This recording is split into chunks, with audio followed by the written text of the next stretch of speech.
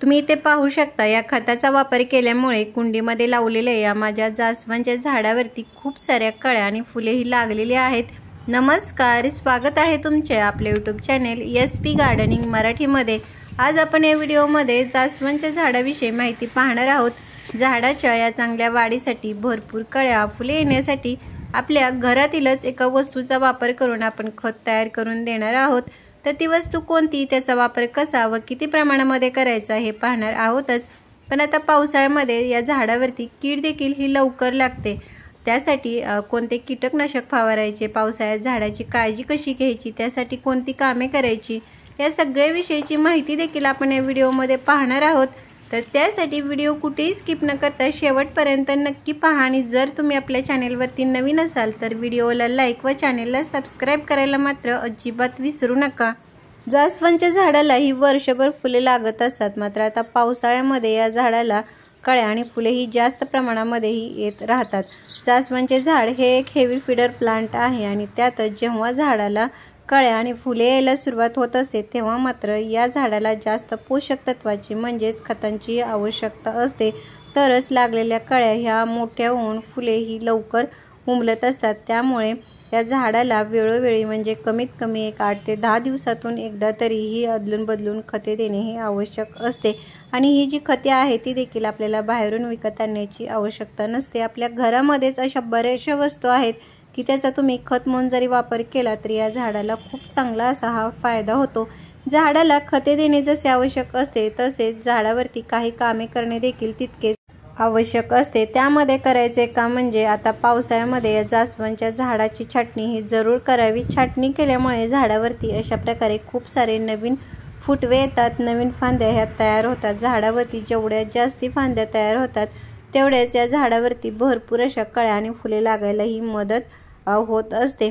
मात्र जेव्हा या झाडावरती नवीन कळ्या यायला सुरुवात होते तेव्हा या छोट्या कळ्यावरती आणि या कोवळ्या पानावरती कीड देखील ही लवकर लागत असते। तर त्यासाठी या झाडावरती अधूनमधून कोणतेही एखाद्या कीटकनाशकाचा फवारा करणे हे आवश्यक आहे। कारण झाडावरती जर कीड लागली तर झाडाची वाढ ही होत नाहीच, पण झाडावरती लागलेल्या ह्या ज्या कळ्या आहेत त्या देखील पिवळ्या होऊन गळायला सुरुवात होत असते। तर त्यासाठी आपल्या घरामध्ये अशा बऱ्याचशा वस्तू आहेत की त्याचा तुम्ही कीटकनाशक म्हणून वापर करू शकता। तर आज आपण हा जो बेकिंग सोडा आहे याचा आपण वापर करणार आहोत। बेकिंग सोड्यामुळे झाडावरची जी कीड आहे ती निघून जाण्यासाठी मदत होतेच, पण झाडावरची जी पाने आहेत ती हिरवीगार तजेलदार होण्यासाठी देखील याचा खूप चांगला असा हा फायदा होतो।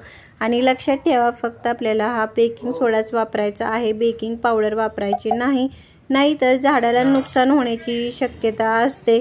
आणि याचा वापर करताना देखील हा प्रमाणशीर करायचा आहे, म्हणजे 1 लिटर पाण्यामध्ये फक्त अर्धा ते पाऊण चमचा एवढा हा बेकिंग सोडा मिक्स करून ते पाणी तयार करून त्याचा फवारा जर तुम्ही जास्वंदच्या झाडावरती केला तर झाडावरती कसल्याही प्रकारची जरी कीड लागली असेल तर ती निघून जाण्यासाठी ही मदत होईल। आता आपण जास्वंदच्या झाडासाठी आपल्या घरातील ज्या वस्तूचा खत म्हणून वापर करणार आहोत ती वस्तू म्हणजे हे मेथी दाणे आहेत। मेथी दाणे हे झाडांसाठी अतिशय फायदेशीर उपयुक्त असे आहेत, कारण झाडांच्या वाढीसाठी भरपूर कळ्या फुले येण्यासाठी ज्या घटकांची पोषक तत्वांची म्हणजे जे potassium, phosphorus, magnesium, zinc, sulphur यासारखे जे घटक आहेत ते मेथीमध्ये हे भरपूर प्रमाणामध्ये असतात। त्यामुळे याचा खत म्हणून झाडाला जरूर वापर करावा।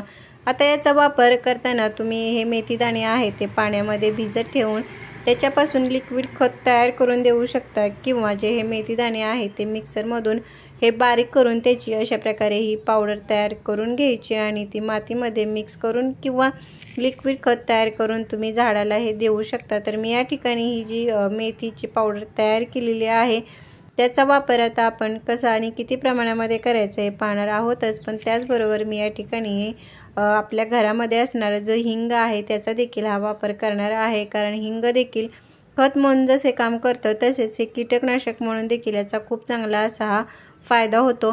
हिंगाच्या वापरामुळे झाडावरती कसल्याही प्रकारची कीड, बुरशी लागली असेल तर ते निघून जाण्यासाठी मदत होत असते। आता आपण ही मेथीपासून तयार केलेली पावडर आणि हिंगाचा वापर हा झाडाला करण्यापूर्वी झाडाच्या कुंडीतील माती अशा प्रकारे हलवून थोडी मोकळी करायची, म्हणजे कुंडीतील माती ही भुसभुशीत होते आणि अशा मातीमध्ये आपण जेव्हा खत, पाणी देतो तेव्हा ती व्यवस्थित मिक्स होतात। त्याचबरोबर आता पावसाळ्यामध्ये जर पाऊस जास्त झाला तर या मातीमध्ये पाणी हे साचून राहत नाही। आता ही जी मेथी पावडर आहे ती एका झाडासाठी म्हणजे 10 ते 12 इंचाच्या कुंडीमध्ये लावलेले एका झाडासाठी फक्त 1 चमचा या प्रमाणामध्ये या मेथीपासून तयार केलेल्या पावडरचा वापर करायचा आहे। आणि हा जो हिंग आहे तो आपल्याला फक्त 1 चुटकीभर एवढाच हा वापर करायचा आहे, जास्ती वापर हा करायचा नाही। अशा प्रकारे ही मेथी पावडर आणि हिंग ही मातीमध्ये व्यवस्थित ही मिक्स करून घ्यायची आणि वरून आपल्याला भरपूर असे हे पाणी द्यायचे आहे। अशा प्रकारे तुम्ही मेथी पावडर, हिंग याचा वापर झाडाला केला तर झाडाची वाढ ही चांगली होऊन भरपूर अशी फुले लागण्यासाठी ही मदत होईल। तर कसा वाटला व्हिडिओ मला कमेंट बॉक्समध्ये नक्की सांगा। भेटूयात पुढील व्हिडिओमध्ये, तोपर्यंत बाय।